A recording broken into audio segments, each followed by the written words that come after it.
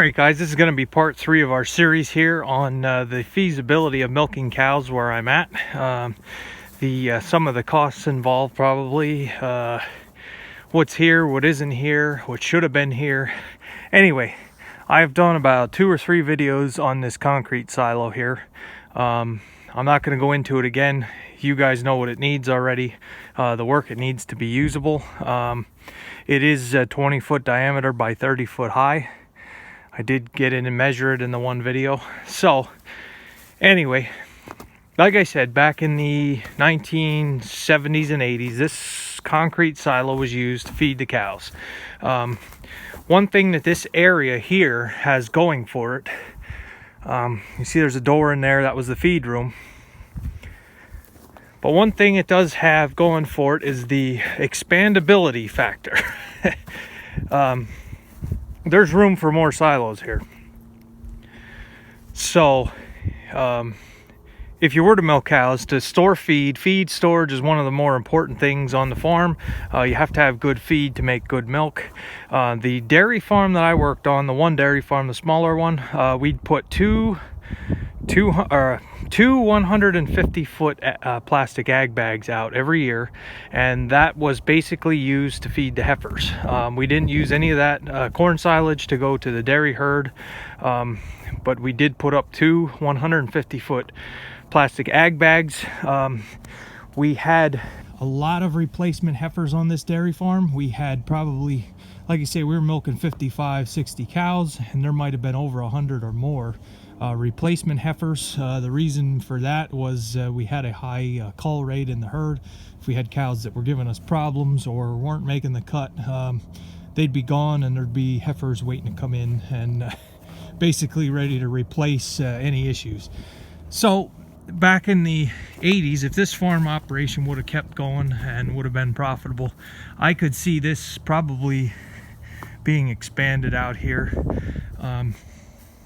with maybe some harvester silos, another concrete silo. This silo here, from what I understand, forages, they were feeding a lot more hay than forage, and like I say, all the corn was stored in the corn crib. So it was, even in the 80s, that was an old way to do things, but they did it, and they were able to keep farming here. So feed storage is going to be an issue. You could do ag bags, but like I say, we save the ag bags for the replacement heifers. That way, if you had some feed that was a little bit lower quality, it was just the heifers were the only ones eating it. The corn silage for the dairy herd went into a concrete stave silo. The high moisture corn went into a harvester, and the alfalfa haylage went into another harvester. So that was that farm. Another bigger dairy that I had worked on, we did just about everything. We had ag bags, we had trench silos, we had concrete silos, we had harvester silos, and that was kind of the overall breakdown, how it worked out. Most times the dairy herd was fed out of the silos, so very rare it was a trench or an ag bag. So we're going to go inside. I'm going to show you some more of my thoughts and ideas on how to store feed and how to make this more efficient. All right, guys, so I'm standing in this old feed room. Like I said, we've covered this silo in depth already. The cheap way, here we are, we'll go back and forth with the cheap way versus the expensive way. The cheap way to store feed on this farm till you get established, till you get milking, probably would be to get this silo in shape and use it for corn silage, get some feed stored in this thing, probably the fall before you would get the dairy herd. Fill it right to the top with corn silage. Get that unloader patch back together, see if it's usable. If not, see if you can't find a decent used one, get new electric to it, and we're in business. So the next thing is, there is no conveyor system or any way to get feed into the dairy barn. You would have to almost use the feed cart, park it under here, fire up the unloader, or even if you want to do it the even cheaper way, you could fork it out every day if you wanted to. But there again, it's a lot of man hours. With dairy cows, it's a twice a day operation. So you could park a feed cart under here, fill it up, and then you'd have to wheel it out into the barn. So now we're going to go to the real expensive way, the way that I thought it could have been done back in the older days if they would have kept going. What might be here if they were still going. So like I said, This here is expandable out here. You can see there's a pad here, and then we have the silo. So you have room here for probably, I would say, a harvest store for high moisture corn, because there's no way to store any type of feed here, and maybe a harvest store for haylage. Those would be the two additions here to make the feed storage more possible. You can have your high moisture corn in one and your haylage in the other. You expand this walkway all the way out, and you get a feed conveyor along here. So that way, when you're feeding, it's just a matter of unloading from the haylage, unloading from the high moisture corn, unloading from the concrete silo here. You got your 3 feeds coming in, and in between the silos, what I've seen on one farm, they put some feed bins. You have a feed bin standing in between for your supplements, your concentrates, your like soybean type of material. So that way it can go onto the conveyor as well. So maybe it would have happened years ago. To do it today, it would cost you an absolute fortune to build 2 harvest stores and to get the conveyor system. But we're just having a little fun here, and we're dreaming. So like I said, 2 more harvesters, expand this walkway out, get a conveyor underneath, get a roof over everything that doesn't leak, get some good lighting, and you'd have a pretty nice alley here to bring the feed in. So once it's on the conveyor, then where does it go? What can we do once it's coming towards the barn?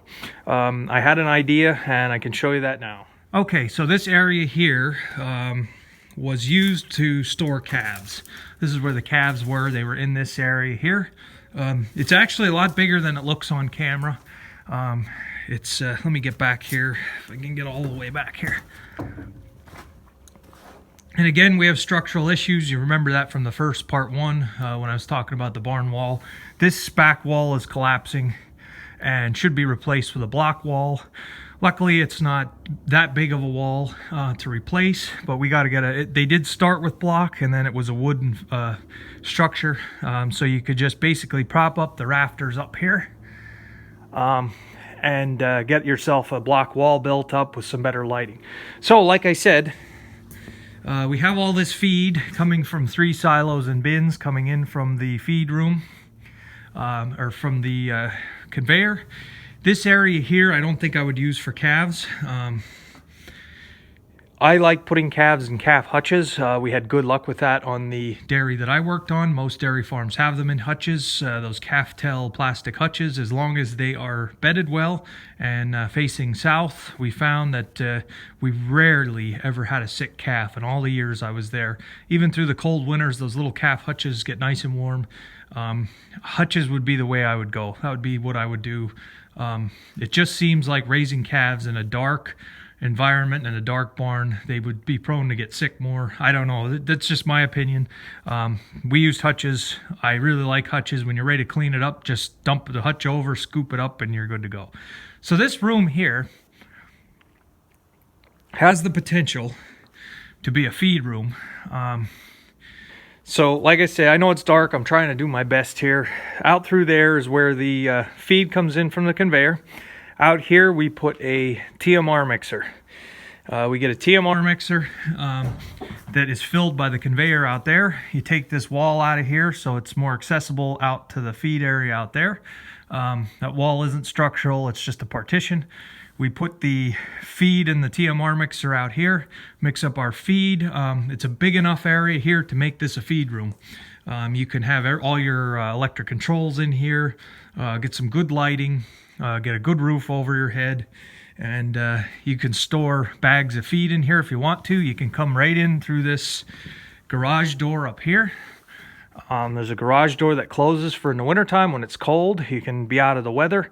Or if you have to bring pallets of any type of feed or supplement in bags, you can come in with the forks and the loader and set a pallet in here. So it's a nice area here in between the barn and my shop. And I always had thoughts of this would make a nice feed room here. Like I say, it is pretty big. It's hard to show on camera. But just rough estimate, this might be 25 by 30, 40. So plenty of room to make into a feed room. Now, the cheap way, you'd still have to take that wall out a little bit there so you could get your wheelbarrow or your feed buggy into the barn. So it's a lot of handwork to do it cheaply. And once the TMR is mixed and ready to feed, you can get a hole through this wall, somewhere a hole.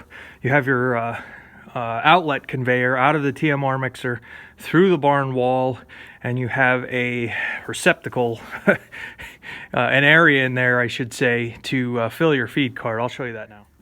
All right, guys, back here in the dairy barn, in the stable, in the stall barn, give you an idea where I'm standing. Stalls, there's a door right here, and probably through there is where you could bring the outlet of your conveyor from your TMR mixer, and you would park your feed cart or wheelbarrow or whatever underneath here, and you can, you can fill it up from the TMR mixer.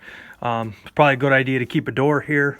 To get out to your feed room, somewhere in this wall we'd incorporate a door so your feed room is accessible from your dairy barn.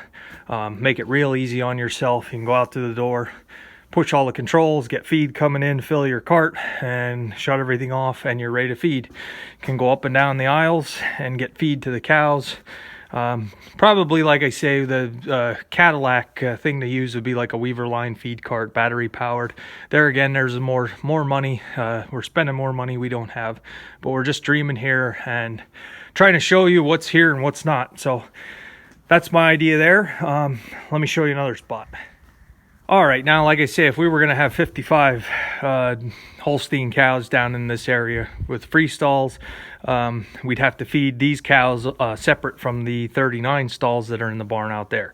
So this whole area would probably be changed around a little bit, because you would need to get these cows from this free stall barn over into the new milking parlor like I was talking about.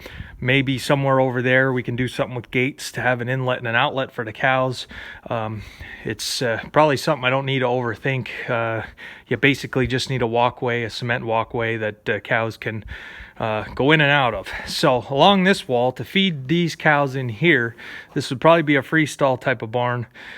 This here was the old setup when they were feeding steers. They had 55 steers in here, and it's wood and structural issues. Some of these poles here are rotted off on the bottom, so you'd have to do some work here. What I was thinking was along this whole area, you get some new poles put in, beef up the structure, and Zimmerman headlocks. In Pennsylvania, Zimmerman Manufacturing is a major company, so it's probably who I'd go with. We'd put headlocks all across here, so you'd have some headlocks somewhere if you would need them for any reason. And like I say, out there is where our TMR mixer would be. We would run a secondary conveyor. You have one going into the dairy barn, and you put a chute to deflect it. You fill the other conveyor, and you can bring it out here and have it go right along here. Even cheapen it up for the first couple years, you could just have it out here, dump it on a pile, and you can just fork it in here and fill in so they can eat. It's not very efficient any way you look at it this way, but it is probably one of the only possibilities to try to get feed to the cows. So that leaves me with some more holes in the plan for the facilities. I have no place to store replacement heifers. So when they were milking cows, this was the heifer barn. This was where all the heifers were. And if they had any steers that they were going to butcher, whatever, this was what it was used for. So now we have no heifer barn. So there's another issue. Like I said, it's probably on paper, it's still going to be cheaper to build a new barn and use the old facility as the heifer and calf and whatever else.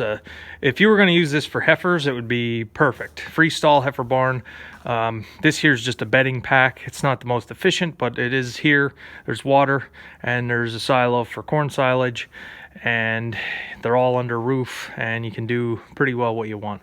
So anyway, coming to the end of this video, like I say, ag bags are a possibility. I know some guys like them, some guys don't.